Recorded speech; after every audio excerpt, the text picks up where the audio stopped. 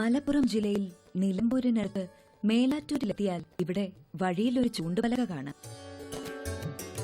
കേരള ശ്രീ ജാതി nursery and plantation, Kovilakam road, Melattur. വഴി തിരിഞ്ഞ് കോവിലകം റോഡിൽ ഏകദേശം 200 മീറ്റർ ചെന്നാൽ താഴത്തിൽ മാത്യു സെബാസ്റ്റ്യന്റെ വീടും നഴ്സറിയുമായി.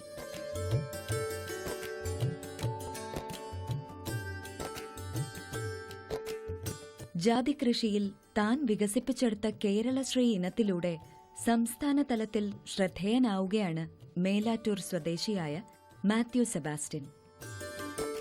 ജാതി ഗവേഷണത്തിന്റെയും കൃഷിയുടെയും ചരിത്രത്തിൽ മാത്യു സെബാസ്റ്റ്യൻ ഒരു നാഴികകല്ലാണ്. ജാതി ഗവേഷണത്തിന്റെ ചരിത്രം ഒരു നാൾ രേഖപ്പെടുത്തുമ്പോൾ മാത്യു സെബാസ്റ്റ്യന്റെയും കോഴിക്കോട്ടെ ഭാരതീയ സുഗന്ധവിള ഗവേഷണ കേന്ദ്രത്തിന്റെ പങ്കാളിത്തത്തോടെ അദ്ദേഹം കണ്ടെത്തിയ കേരളശ്രീ ജാതിയുടെയും പേരുകൾ തങ്കലിപിയിൽ തന്നെ രേഖപ്പെടുത്തേണ്ടതാണ്. ജാതി കൃഷി ചെയ്യേണ്ട രീതി, നമ്മൾ ഒരു വർഷമായ ഗ്രാഫ്റ്റ് ചെയ്തോ ബഡ് ചെയ്ത തൈ തയ്യാറായി കഴിഞ്ഞാൽ 2.5 അടി നീളവും വീതിയും താഴ്ചയുമുള്ള കുഴി ആണ് ആദ്യം എടുക്കുന്നത്. അതിനുശേഷം മേൽമണ്ണും നമ്മൾ ചാണകപ്പൊടിയോ അല്ലെങ്കിൽ ജൈവവളമോ മിക്സ് ചെയ്ത് കുഴി കംപ്ലീറ്റായി മുഴുവനായിട്ട് മൂടുന്നു.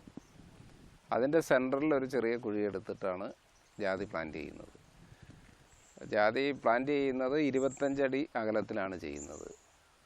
25 അടി അകലം വെച്ച് ഒരു ഏക്കറിൽ ഏതാണ്ട് 75 മരങ്ങളാണ് ജാതി നടുക. അപ്പോൾ അതിലൊരു 65 മരം നമ്മൾ ബഡ് ചെയ്തതോ ഗ്രാഫ്റ്റ് ചെയ്തതോ നടുക. 10 മരം അതിൻ്റെ അകത്ത് മിക്സ് ചെയ്ത് ആൺമരത്തിന് വേണ്ടി സാധാരണ മരം, നാടൻ മരങ്ങളാണ് പ്ലാന്റ് ചെയ്യുന്നത്.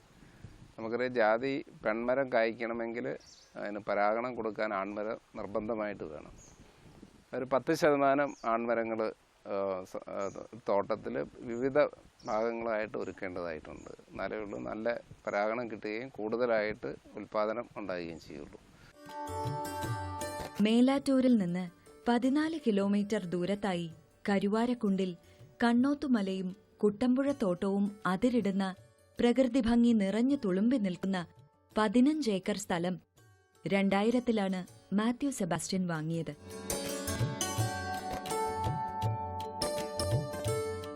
സമുദ്രനിരപ്പിൽ നിന്നും വളരെ ഉയരത്തിലുള്ള ഈ സ്ഥലത്തെത്താൻ കരുവാരക്കുണ്ടിൽ നിന്ന് ഏകദേശം 4 കിലോമീറ്റർ ജീപ്പിൽ മലകയറ്റം. അരുവികളുടെ കളകളാരവവും കിളികളുടെ കൂജനവും കൊണ്ട് സദാ മുഖരിതമാണ് ഈ എസ്റ്റേറ്റും പരിസരവും.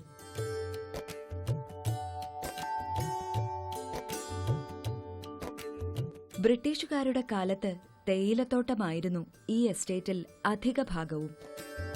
തേയില ക്രമേണ റബ്ബറിനും കമുകിനും അവസാനമായി കുരുമുളകിനും ജാതിക്കും വഴിമാറിയ ചരിത്രമാണ് ഈ തോട്ടത്തിനുള്ളത്.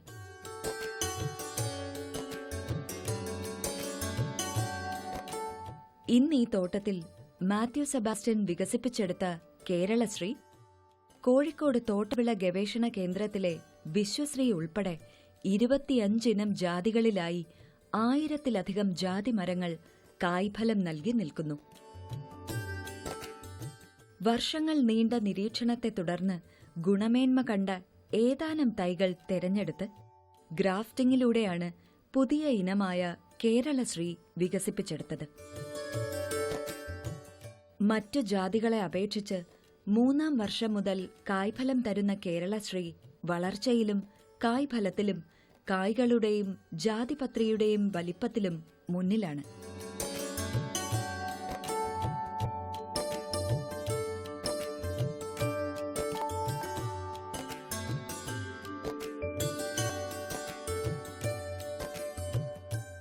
പുതിയ ജാതി ഇനമായ കേരളശ്രീയെ ജാതി കർഷകർ ഏറ്റെടുത്തതോടെ സംസ്ഥാനത്തിന്റെ വിവിധ ഭാഗങ്ങളിൽ നിന്നും കർഷകരും കാർഷിക മേഖലയിലെ വിദഗ്ധരും ഈ കൃഷിയിടത്തിലെത്താറുണ്ട്. ജാതിക്ക പാകാനെടുക്കുന്ന സമയം മെയ്-ജൂൺ മാസത്തെ കായാണ് പാകാൻ വേണ്ടി എടുക്കുന്നത്. ജാതിക്കയുടെ സീസൺ ആരംഭിക്കുന്നത് മെയ് മാസം മുതലാണ്. അപ്പം കായ എടുത്താൽ ഒരു 24 മണിക്കൂറിൻ്റെ ഉള്ളിൽ പാകാനുള്ള സംവിധാനമാണ് ചെയ്യുന്നത്. ആദ്യം ബെഡ് അതിന് പാകാൻ വേണ്ടിയിട്ടുള്ള ബെഡ് ഒരുക്കും. ഒരടി കനത്തിൽ ചകിരി കമ്പോസ്റ്റ്, ചാണകപ്പൊടി, സൂഡോമോണസ് ഒക്കെ മിക്സ് ചെയ്തിട്ടുള്ള ബെഡ് തയ്യാറാക്കിയിട്ട് അതിൽ കായ നിരത്തിയിട്ട് അതിൻ്റെ മുകളിൽ കായ മൂടാൻ മാത്രമുള്ള കമ്പോസ്റ്റ് അതിൻ്റെ മുകളിലിട്ട് ആണ് കായ പാകുന്നത്. ഏതാണ്ട് 3 മാസത്തിന് ശേഷം കായ ഓരോന്നോരോന്നായിട്ട് മുളച്ച് വരാൻ തുടങ്ങും. അപ്പോൾ മുളയ്ക്കുന്ന കായ നമ്മൾ ആദ്യം മുളയ്ക്കുന്നത് ഒരു മുളച്ച് വരുന്ന ആ ഒരു അവസരത്തിൽ തന്നെ അത് പറിച്ച് നമ്മൾ തയ്യാറാക്കി വെച്ച കൂടയിൽ തയ്യാറാക്കി വെച്ച മണ്ണും ചാണകപ്പൊടിയും ചകിരി കമ്പോസ്റ്റൊക്കെ കൂടിയ മിശ്രിതം തയ്യാറാക്കി കൂടയും നിറച്ച് വെച്ചിട്ടുണ്ടാവും. അതിലേക്ക് നമ്മൾ മാറ്റി നടുകയാണ് ചെയ്യുന്നത്. നട്ടൊരു ഏതാണ്ട് ഒരു 6-7 മാസത്തിന് ശേഷമാണ് ഗ്രാഫ്റ്റ് ചെയ്യാനും ബഡ് ചെയ്യാനുമുള്ള വളർച്ചയിലേക്ക് എത്തുന്നത്. അപ്പോൾ അതിൻ്റെ ഇടയ്ക്ക് നമ്മൾ ആദ്യത്തെ തൈ നട്ട് കഴിഞ്ഞ് ഏതാണ്ട് ഒരു 1.5 മാസത്തിന് ശേഷം ചകിരി ഈ ചാണക സ്ലറി തയ്യാറാക്കി ചെടികൾക്ക് ഒഴിച്ചു കൊടുക്കും. രണ്ടാഴ്ച ഇടവിട്ടാണ് സ്ലറി ഒഴിച്ചു കൊടുക്കുന്നത്. സ്ലറി തയ്യാറാക്കുന്നത് ഒരു 1000 ലിറ്റർ വെള്ളത്തിലേക്ക് നമ്മളൊരു 20 മുതൽ 25 കിലോ പച്ചച്ചാണകവും ഒരു 5 കിലോ 4 മുതൽ 5 കിലോ കടലപ്പിണ്ണാക്കും അത്രയും വേപ്പും പിണ്ണാക്കും 4 മുതൽ 5 കിലോ വേപ്പും പിണ്ണാക്കും ചേർത്ത് ഒരു 1/2 കിലോ യൂറിയയും ചേർത്ത് നമ്മൾ 1000 ലിറ്റർ വെള്ളത്തിൽ മിക്സ് ചെയ്ത് ദിവസം 1-2 പ്രാവശ്യം ഇളക്കി കൊടുത്ത് ഒരു 10 ദിവസമാകുമ്പോൾ നല്ല വളമായി മാറും. അപ്പോൾ അത് കുറേശ്ശെ നമ്മൾ അത്രയും കൂടി വെള്ളം അതിലേക്ക് ചേർത്ത് നോർമലാക്കി നമ്മൾ ചെടികൾക്ക് ഒഴിച്ചു കൊടുക്കുകയാണ് ചെയ്യുന്നത്. പിന്നെ സാധാരണ ചെറിയ ചെടികൾക്ക് ഈ ചെറിയ ഫംഗസ് രോഗങ്ങളുണ്ടാകാനുള്ള സാധ്യതയുണ്ട്, ഇലക്കേടുകൾ. അപ്പോൾ ബോഡോ മിശ്രിതമാണ് ആ കേടിന് നമ്മൾ അടിച്ചു കൊടുക്കുന്നത്. അപ്പോൾ സാധാരണ നമുക്ക് ഫൈട്രാൻ എന്നൊക്കെ പറഞ്ഞ് മാർക്കറ്റിൽ ബോഡോ മിശ്രിതത്തിൻ്റെ റെഡിമെയ്ഡ് മിക്സ് മേടിക്കാൻ കിട്ടും. അത് 100 ഗ്രാം 40 ലിറ്റർ വെള്ളത്തിൽ കലക്കി മിക്സ് ചെയ്ത് നമ്മൾ സ്പ്രേ ചെയ്യുകയാണ് ചെയ്യുന്നത്. തണ്ട് ഇലക്കെല്ലാം കൂടി സ്പ്രേ ചെയ്താണ് ചെയ്യുന്നത്. നല്ല ഉൽപാദനക്ഷമതയുള്ള മരങ്ങളിൽ നിന്ന് കായ്കൾ മൂത്ത് പഴുത്ത് പൊട്ടി തുടങ്ങുന്ന സമയത്ത് പുറംതോടും പത്രിയും മാറ്റി വിത്തുകൾ ശേഖരിക്കണം. ഇങ്ങനെ ശേഖരിച്ച വിത്തുകൾ എത്രയും പെട്ടെന്ന് പാകേണ്ടതാണ്. വിത്തുകൾ മുളപ്പിക്കാനായി തണലുള്ള സ്ഥലങ്ങൾ തിരഞ്ഞെടുത്ത് മണ്ണ്, ചാണകപ്പൊടി, ചകിരിച്ചോർ, സ്യൂഡോമോണസ് എന്നിവ ചേർത്ത് ഏകദേശം 1 അടി കനത്തിൽ തടമൊരുക്കി അതിലാണ് വിത്തുകൾ പാകേണ്ടത്. ഇവ ദിവസേന നനയ്ക്കുകയും വേണം. നനയ്ക്കാനുള്ള സൗകര്യങ്ങൾ ഇവിടെ മിസ്റ്റ് ഇറിഗേഷൻ ചെയ്തിട്ടുണ്ട്. അതുപോലെ തന്നെ മുകളിൽ നിന്ന് മഴ പെയ്യുന്ന രീതിയിലുള്ള മിസ്റ്റാണ് ചെയ്തിരിക്കുന്നത്. നമുക്കൊരു ദിവസം ഒരു 15 മിനിറ്റ് വൈകുന്നേരം സമയങ്ങളിൽ നമുക്ക് പൈപ്പ് ഓണാക്കിയാൽ ഈ പോളിഹൗസ് കംപ്ലീറ്റ് നനയാനുള്ള സംവിധാനമാണ് ചെയ്തിരിക്കുന്നത്. അപ്പം നമ്മളൊരു മഴ പെയ്യുന്ന പ്രതീതിയാണ് തയ്യാറാക്കിയിരിക്കുന്നത്. അപ്പോൾ നമ്മുടെ ഒരു തണുപ്പ് വെള്ളത്തിനോടൊപ്പം തന്നെ ഒരു അന്തരീക്ഷത്തിലൊരു തണുപ്പും കൂടി ഉണ്ടാക്കിയെടുക്കുവാൻ ചെടി നിൽക്കുന്ന ഈ പ്രദേശത്തൊരു തണുപ്പും കൂടി ഉണ്ടാകുന്നു. അത് ചെടികളുടെ വളർച്ചയ്ക്ക് ഏറെ സഹായകരമാണ്. വിത്തുകൾ 1 മാസത്തിനകം മുളയ്ക്കാൻ ആരംഭിച്ച് 3 മാസത്തിനുള്ളിൽ എല്ലാ വിത്തുകളും മുളച്ചു തീരും. ആദ്യം മുളയ്ക്കുന്ന തൈകൾ വേഗം തന്നെ പറിച്ചു നടണം.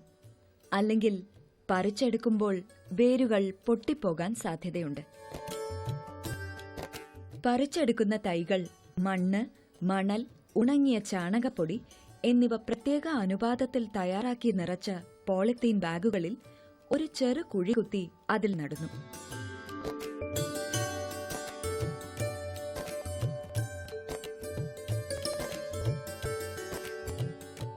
ഏകദേശം 1 വർഷമാകുമ്പോഴാണ് തൈകൾ ഗ്രാഫ്റ്റിങ്ങിനും ബഡ്ഡിങ്ങിനും വേണ്ടി ഉപയോഗിക്കുന്നത്. ടപ്പുകളിലും വിത്തു പാകി മുളപ്പിച്ചെടുക്കുന്ന ഒരു പരീക്ഷണത്തിലാണ് മാത്യു സെബാസ്റ്റ്യൻ. കൂടുതൽ ബഡ് ചെയ്യുകയും ഗ്രാഫ്റ്റ് ചെയ്യുകയും ചെയ്യുന്നുണ്ട്. അതോടൊപ്പം തന്നെ കപ്പിൽ നമ്മൾ കായ പാകി തൈ ഉണ്ടാക്കി ഗ്രാഫ്റ്റ് ചെയ്യുന്നു. കപ്പിൽ നമ്മൾ പുതിയ ഒരു പരീക്ഷണമായിട്ടാണ് ചെയ്യുന്നത്. അതുകൊണ്ട് ഉദ്ദേശിക്കുന്നത് ഈ ചെടിയുടെ വേര് പടലം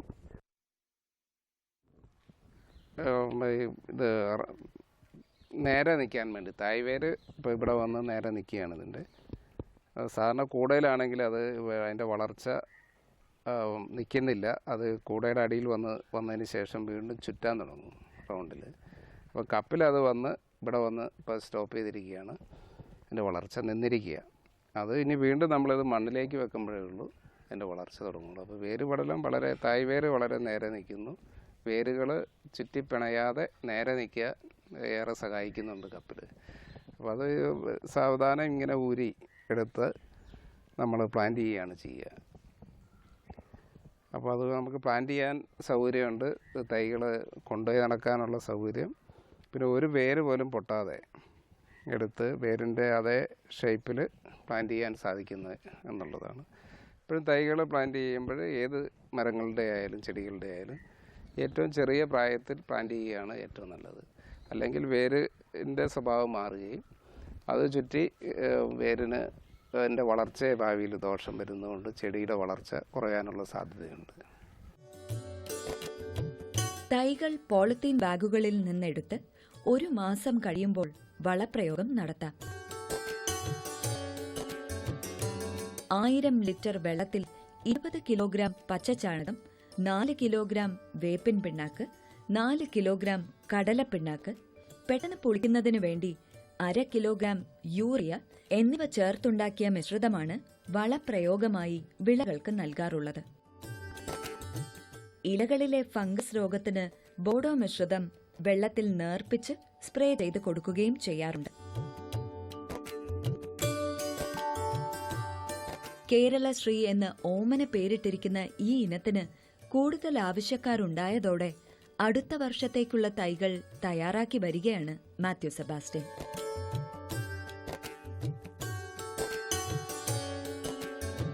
ഒരേ സമയം 100 കിലോഗ്രാം ജാതിക്ക 3 ദിവസം കൊണ്ടും 20 കിലോഗ്രാം ജാതിപത്രി 1 ദിവസം കൊണ്ടും ഉണക്കിയെടുക്കാൻ കഴിവുള്ള ഡ്രയറിലാണ് ഉണക്കാറുള്ളത്.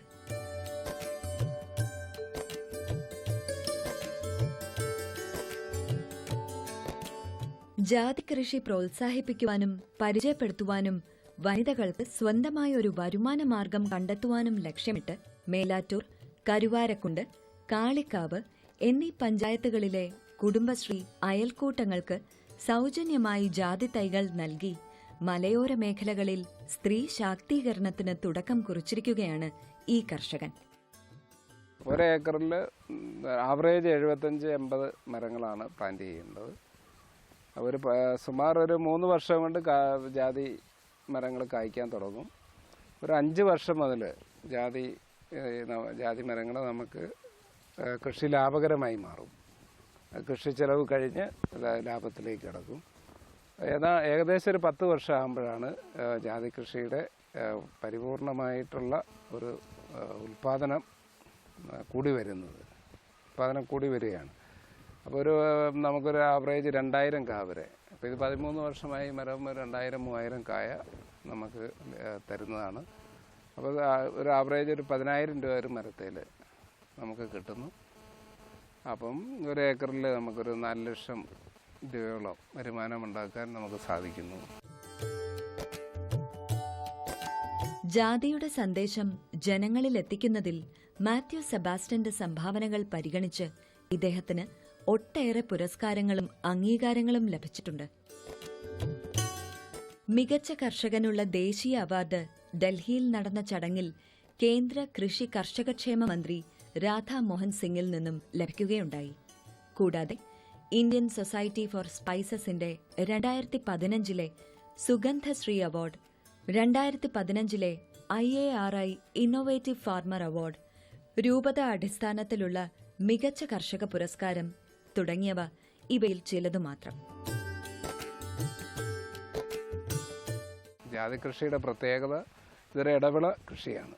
നമ്മുടെ ഇപ്പോൾ ഇതിലെ മെയിൻ വിള എന്ന് പറയുന്നത് കവുങ്ങൻ തോട്ടമാണ്. അടയ്ക്ക മരമാണ് ഇതിലുള്ളത്. അപ്പോൾ ആ അടയ്ക്ക മരത്തിൽ നമ്മൾ കൊടിയിടുന്നു.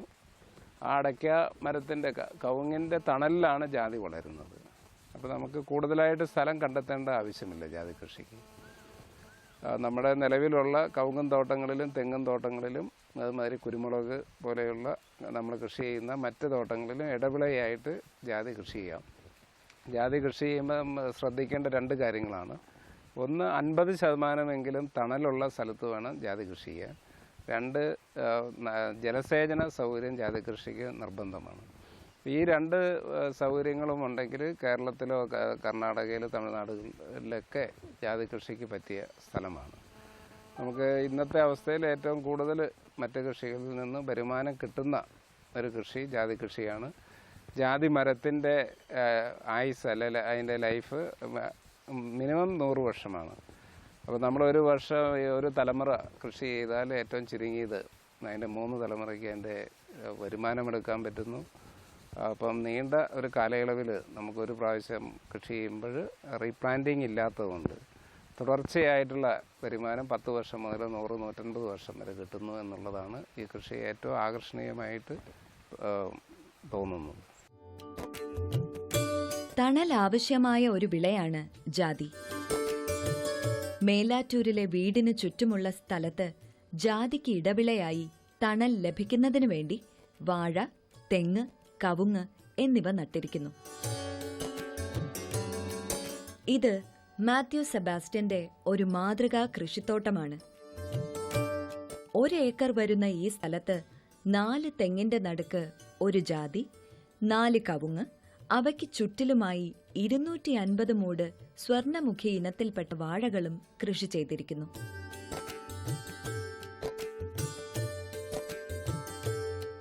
ജാതിക്ക് തണലായിട്ടാണ് ഹ്രസ്വകാല വിളകളും ദീർഘകാല വിളകളും നട്ടിരിക്കുന്നത്.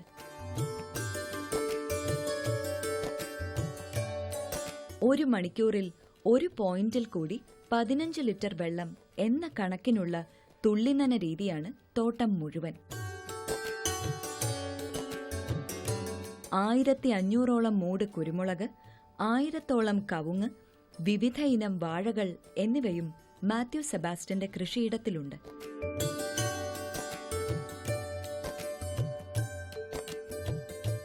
മാത്യു സെബാസ്റ്റ്യന്റെ മറ്റൊരു വരുമാന മാർഗമാണ് മത്സ്യകൃഷി. 60 മീറ്റർ നീളത്തിലും 30 മീറ്റർ വീതിയിലും 6 മീറ്റർ താഴ്ചയിലും ചുറ്റും കല്ലുകൊണ്ട് കെട്ടിയതുമായ കുളത്തിൽ 1000-ലധികം തിലോപ്പിയ മീനുകളാണുള്ളത്.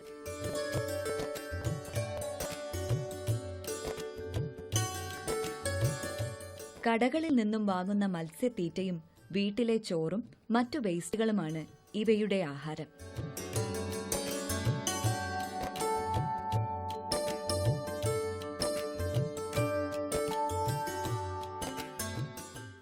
മാസം കൊണ്ട് 1/2 കിലോഗ്രാമിൽ കൂടുതൽ വളർച്ചയുണ്ടാകുന്ന ഇനമാണ് ഇവ. മാർച്ച്, ഏപ്രിൽ മാസങ്ങളിൽ വിളവെടുക്കത്തക്ക രീതിയിൽ ജൂണിലാണ് മീനുകളെ നിക്ഷേപിക്കാറുള്ളത്. പക്ഷികളിൽ നിന്നുള്ള സംരക്ഷണത്തിനായി കുളത്തിനു ചുറ്റും വല കൊണ്ട് വലയം തീർത്തിരിക്കുന്നു. വീട്ടിലേക്ക് ആവശ്യമായ 20ഓളം വിദേശിയും സ്വദേശിയുമായ പഴവർഗ്ഗങ്ങളെയും ഇവിടെ പരിപാലിച്ചു പോരുന്നു.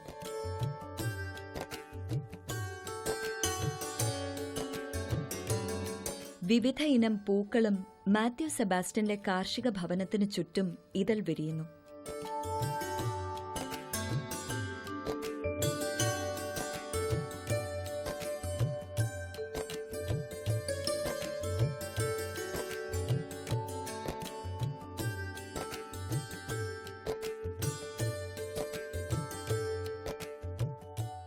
മാത്യു സെബാസ്റ്റ്യന് കാർഷിക മേഖലയിൽ എല്ലാ പിന്തുണയുമായി വീട്ടമ്മയായ ഭാര്യ സുജി മാത്യുവും മക്കളായ മഹിനും നെവിനും എപ്പോഴും കൂടെയുണ്ട്. വിനയത്തിന്റെയും ലാളിത്യത്തിന്റെയും ആൾ രൂപമായ മാത്യു സെബാസ്റ്റ്യൻ തന്റെ അനുഭവ സമ്പത്തും മികച്ച നടീൽ വസ്തുക്കളും താൽപര്യമുള്ള ആരുമായും പങ്കുവയ്ക്കുവാൻ സദാ സന്നദ്ധനാണ്.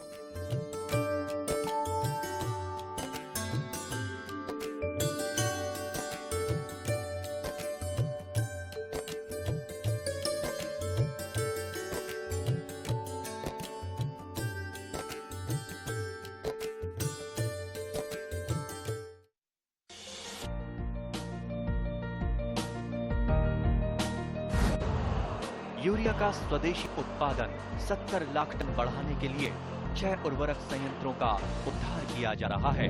FCIL के गोरखपुर, सिंदरी, तलचर और रामागुंडम संयंत्र, HFCL की बरौनी इकाई और BVFCL की नामरू फोर्थ। सोने पर सुहागा ये है कि देश में अब बनेगा सिर्फ नीम लेपित यूरिया, क्योंकि इससे होगा किसानों का फायदा ही फायदा। अनाज का उत्पादन 10% तक बढ़ेगा। बढ़ेगी 10 से 15% नाइट्रोजन क्षमता।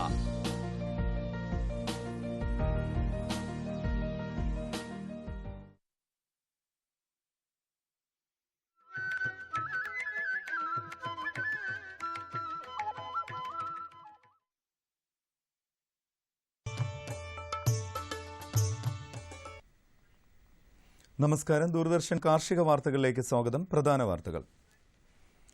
കളനാശിനി വാങ്ങാൻ കർഷകർ സത്യവാങ്മൂലം നൽകണം. തെങ്ങുകയറ്റ തൊഴിലാളികൾക്ക് ഇൻഷുറൻസ് പരിരക്ഷ. വരൾച്ചയ്ക്കെതിരെ മുൻകരുതൽ, കൃഷിവകുപ്പ് ധനസഹായം നൽകും. വിശദമായ വാർത്തകളിലേക്ക്. സംസ്ഥാനത്ത് കൃഷി ആവശ്യത്തിന് ഉപയോഗിക്കുന്ന കളനാശിനി വാങ്ങാൻ കർഷകർ ഇനി മുതൽ സത്യവാങ്മൂലം കൂടി നൽകണം. കൃഷി ഓഫീസറുടെ കുറിപ്പടി കൈവശമുള്ളവർക്ക് മാത്രമേ 7 ഇനം കീടനാശിനികൾ വിൽക്കാൻ പാടുള്ളൂ എന്ന കർശന നിർദ്ദേശം നിലവിലിരിക്കെയാണ് കൃഷിവകുപ്പിന്റെ പുതിയ ഉത്തരവ്. ഉപയോഗരീതി, അളവ്, കൃഷിയിടത്തിന്റെ വിസ്തൃതി, രോഗവിവരണം, കുറിപ്പടി എഴുതിയ കൃഷി ഓഫീസറുടെ പേര് തുടങ്ങിയ വിവരങ്ങളാണ് കളനാശിനി വാങ്ങുമ്പോൾ കർഷകൻ നൽകേണ്ടത്. സത്യവാങ്മൂലത്തിന്റെ ഒരു പകർപ്പ് കളനാശിനി വിൽക്കുന്ന വ്യാപാരിയും മറ്റൊന്ന് കർഷകനും കൈവശം വെക്കണമെന്ന് നിർദ്ദേശിച്ചിട്ടുണ്ട്. കീടനാശിനികളായ കാർബോസൾഫാൻ, ക്ലോർപൈറിഫോസ്, സൈപ്പർമൈത്രിൻ, ലാംബഡം സൈക്ലോത്രിൻ, അസഫേറ്റ്, 2,4-D എന്നിവയാണ് നിയന്ത്രിത വിൽപ്പന വിഭാഗത്തിലുള്ളത്. കളനാശിനികളുടെ ഉപയോഗം കുറയ്ക്കുക എന്ന ലക്ഷ്യത്തോടെയാണ് നിയന്ത്രണം ഏർപ്പെടുത്തിയത്. സംരംഭകത്വ വികസന സ്ഥാപനമായ entrepreneurship development of India EDI ജനുവരി 5 മുതൽ 6 ആഴ്ച നീണ്ടു നിൽക്കുന്ന ഫുഡ് പ്രോസസിംഗ് സംരംഭകത്വ വികസന പരിശീലനം നൽകുന്നു. സൗജന്യ സംരംഭകത്വ വികസന പരിശീലനത്തിൽ 16-നും 45-നും ഇടയിൽ പ്രായമുള്ളവർക്ക് പങ്കെടുക്കാം. സയൻസ്, ടെക്നോളജി ബിരുദധാരികൾക്ക് മുൻഗണന. തൃശൂർ ജില്ലാ വ്യവസായ കേന്ദ്രവുമായി ബന്ധപ്പെട്ടാൽ വിശദ വിവരങ്ങൾ ലഭ്യമാകും. ബന്ധപ്പെടാവുന്ന ഫോൺ നമ്പർ 048222062441. Mobile number 9495150804. നാളികേര വികസന ബോർഡിന്റെ കേര സുരക്ഷാ ഇൻഷുറൻസ് പദ്ധതി പ്രകാരം തെങ്ങുകയറ്റക്കാർക്ക് ഇൻഷുറൻസ് പരിരക്ഷ നൽകും. ഓറിയന്റൽ ഇൻഷുറൻസ് കമ്പനിയുമായി സഹകരിച്ച് നാളികേര ബോർഡ് നടപ്പാക്കുന്ന പദ്ധതിയിലൂടെ തെങ്ങുകയറ്റ തൊഴിലാളികൾക്ക് 2 ലക്ഷം രൂപയുടെ ഇൻഷുറൻസ് പരിരക്ഷയാണ് നൽകുന്നത്. നാളികേര വികസന ബോർഡിന്റെ ചങ്ങാതിക്കൂട്ടം പരിശീലനമോ നീര ടെക്നീഷ്യൻ പരിശീലനമോ വിജയകരമായി പൂർത്തിയാക്കിയവർക്ക് ആദ്യ വർഷം ഇൻഷുറൻസ് തികച്ചും സൗജന്യമാണ്. പരമ്പരാഗതമായി തെങ്ങുകയറ്റം തൊഴിലായി ചെയ്യുന്നവർക്ക് 23 രൂപ മുടക്കി പദ്ധതിയിൽ ഗുണഭോക്താവാകാം. കൂടുതൽ വിവരങ്ങൾക്ക് സന്ദർശിക്കാവുന്ന വെബ്സൈറ്റ് www.coconutboard.gov.in.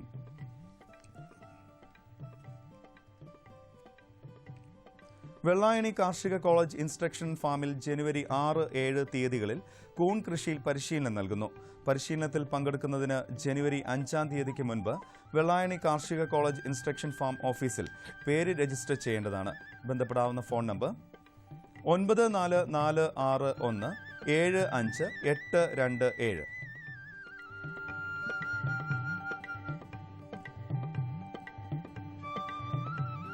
വരൾച്ചയ്ക്കെതിരെ മുൻകരുതലെടുക്കുന്നതിന് കർഷകർക്ക് കൃഷിവകുപ്പ് ധനസഹായം നൽകും. പഴയ കുളങ്ങളിലെ ചെളി നീക്കി ആഴം കൂട്ടി ജലസേചനത്തിന് തയ്യാറാക്കുന്നതിന് ചെലവിന്റെ 50% പരമാവധി 15,000 രൂപ ധനസഹായം അനുവദിക്കും. മണ്ണ് ജലസംരക്ഷണത്തിനായി ബണ്ടുകൾ നിർമ്മിക്കുന്നതിനും പുതയിടുന്നതിനും ചെലവിന്റെ 50% പരമാവധി 4,000 രൂപ സഹായധനം അനുവദിക്കും. കർഷകർ ധനസഹായത്തിന് കൃഷിഭവനുമായി ബന്ധപ്പെട്ട് നിർദ്ദിഷ്ട ഫോറത്തിലുള്ള അപേക്ഷ സമർപ്പിക്കേണ്ടതാണ്. കോഴിക്കോട് ബേപ്പൂർ നടുവട്ടത്തുള്ള സർക്കാർ ക്ഷീരപരിശീലന കേന്ദ്രത്തിൽ വയനാട്, മലപ്പുറം, കോഴിക്കോട്, കണ്ണൂർ, കാസർഗോഡ് ജില്ലകളിലെ ക്ഷീരകർഷകർക്ക് 6 ദിവസത്തെ പരിശീലനം നൽകുന്നു. ജനുവരി 4 മുതൽ 10 വരെയാണ് പരിശീലനം. പരിശീലനത്തിൽ താൽപ്പര്യമുള്ളവർ ഫോട്ടോ പതിച്ച തിരിച്ചറിയൽ രേഖയുടെ പകർപ്പ് സഹിതം ജനുവരി 4-ന് രാവിലെ 10 മണിക്കകം കോഴിക്കോട് ക്ഷീരപരിശീലന കേന്ദ്രത്തിൽ എത്തേണ്ടതാണ്. ബന്ധപ്പെടാവുന്ന ഫോൺ നമ്പർ 049524145579. കമ്പോള നിലവാരം. വെളിച്ചെണ്ണ കൊച്ചി ക്വിന്റലിന് 10,900 രൂപ, കോഴിക്കോട് 11,900, തൃശൂർ 10,700 രൂപ. കൊപ്ര കൊച്ചി 7,325 രൂപ, കോഴിക്കോട് 7,500 രൂപ, തൃശൂർ 7,270 രൂപ. കുരുമുളക് അൺഗാർബിൾഡ് 65,700 രൂപ, കുരുമുളക് ഗാർബിൾഡ് 68,700 രൂപ. ചുക്ക് മീഡിയം 13,500 രൂപ, ചുക്ക് ബെസ്റ്റ് 14,500. മഞ്ഞൾ സേലം 9,500 രൂപ, മഞ്ഞൾ ഈറോഡിൽ 10,000 രൂപ.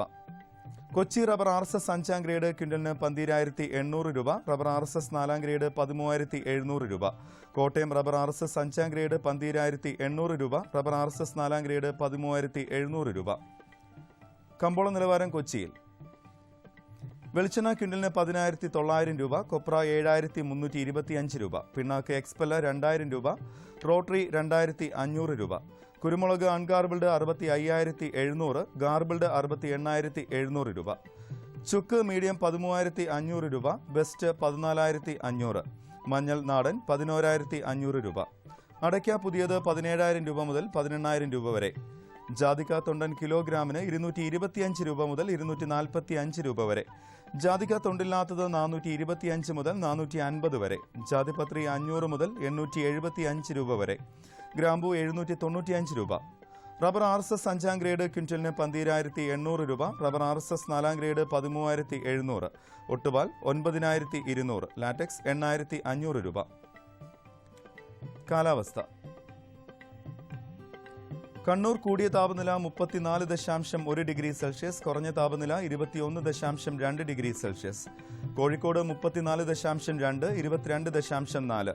കൊച്ചി 34.7, 20.8. ആലപ്പുഴ 34.8, 23.2. പുനലൂർ 36, 22.5. തിരുവനന്തപുരം കൂടിയ താപനില 33.2 ഡിഗ്രി സെൽഷ്യസ്, കുറഞ്ഞ താപനില 23.7 ഡിഗ്രി സെൽഷ്യസ്. ഇന്നത്തെ കാർഷിക വാർത്തകൾ സമാപിക്കുന്നു. നമസ്കാരം.